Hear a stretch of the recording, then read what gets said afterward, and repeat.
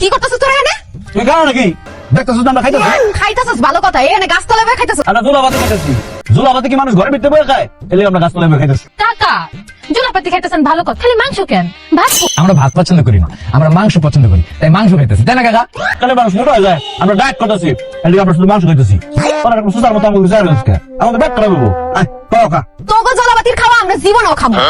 ফুফু কতদিন ধরে জলাপাতির খাওয়ান খাই না, শুনি খাই চলবো না।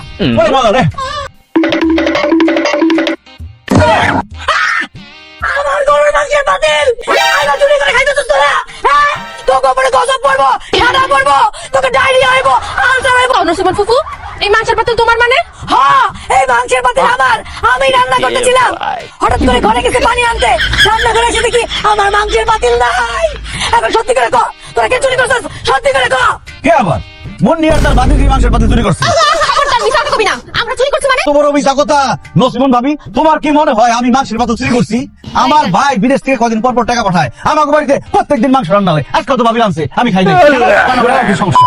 আমরা দিক দিয়ে যাইতেছিলাম, দেখি মন নিয়ে আর তার বাতিজি এখানে খাইতেছি। আমরা জিজ্ঞেস করলাম কিরে তোরা কি করো?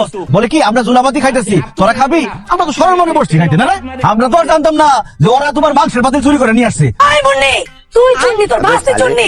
মাসুদ আর অনি চুরি করতেই পারে না। তোরা গরিব, তোরা মাংস খাস না, ভালো মন্দ খাইতে পারস না, চুরি করলে তোরাই করছস। এখন আমার 1 কেজি গরুর মাংসের দাম 900 টাকা। 900 টাকা